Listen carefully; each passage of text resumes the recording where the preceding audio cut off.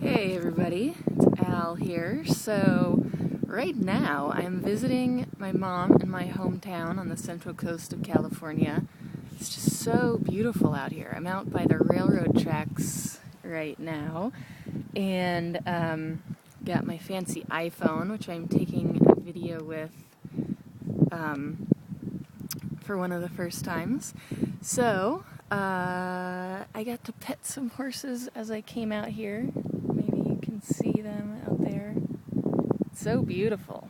So anyway, yeah, so I've just been contemplating gender stuff as usual and still just perplexed by going back and forth and, just not sure what to label myself as, which is frustrating for me because I like the solidity of having a label, because, I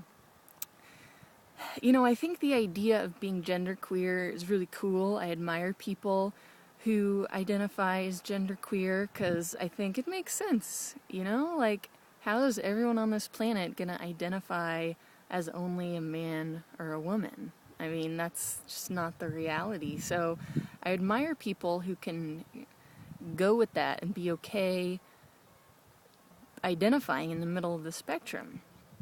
So I've thought about that myself, because that would probably suit me pretty well. I mean, the fact is that I am kind of in the middle. But then I just feel kind of uncomfortable with the genderqueer identity purely because it seems too, floaty. I would feel more comfortable with something more solid to kind of hold on to, which I see as kind of a weakness because, if I identified as purely a man or a woman, it would probably not suit me that accurately. So if I could make myself be comfortable with being genderqueer or something like that, that'd probably be good for me because it would be more accurate. But I have a hard time with it because I want something more solid. But what is that gonna be? I don't know. So yeah, I keep wanting to feel trans and identify as trans so that I would have something more solid to cling to and something more solid to present to other people so that they would not be confused about me, which drives me crazy. Yeah, so it's like I want to be trans and I want to transition in a way just so that things would be more solid. And of course I am excited, I would be excited about some parts of transitioning. Muscles, as you would already know if you've seen my videos. I don't know.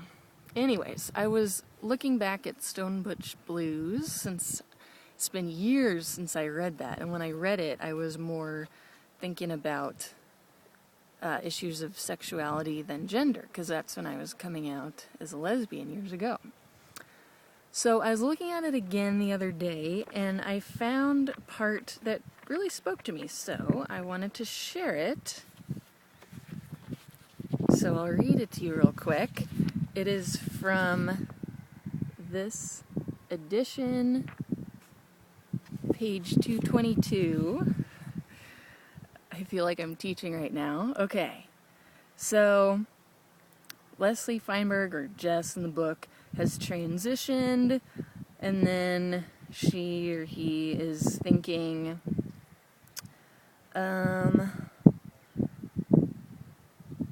okay, but who was I now, woman or man? I fought long and hard to be included as woman among women, but I always felt so excluded by my differences. I hadn't just believed that passing would hide me. I hoped that it would allow me to express the part of myself that didn't seem to be a woman. I didn't get to explore being a he-she, though. I simply became a he, a man without a past.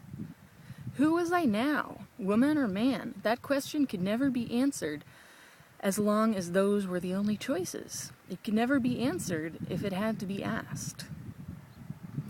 So that really spoke to me, because I feel like that's a lot of what I've been feeling and what I would fear with transition. I would fear that there's some part of myself, the, I don't know, feminine part or the little girl part or whatever, that I wouldn't really see anymore, or I wouldn't get to express as much, or people just wouldn't see it. It would become invisible. And I wouldn't feel too good about that. Because, yeah, I can't say that I feel like a man. And then I like what she writes. Well, I say she because I know now that Leslie Feinberg, I guess, identifies as genderqueer or something like that. I saw her speak at Stanford, which was awesome. And I feel like I remember she said that she could kind of go with either pronoun these days. So anyways, so I like that she says that she didn't want to transition and pass just in an effort to hide just in an effort to avoid, being beat up, which happened to her in those days, but because she wanted to express something that she didn't get to express, or she didn't get to have people see when she was just a woman. So that makes sense to me, and I kind of feel like that. But then, when you transition, people would see you as a man, even if that's not how you identified. And then if you didn't want that, if you wanted to transition but still be genderqueer, that could be tough, You might feel like a part of you is invisible, just as people like me would feel now, when people would see you as a butch woman. So, what do you do?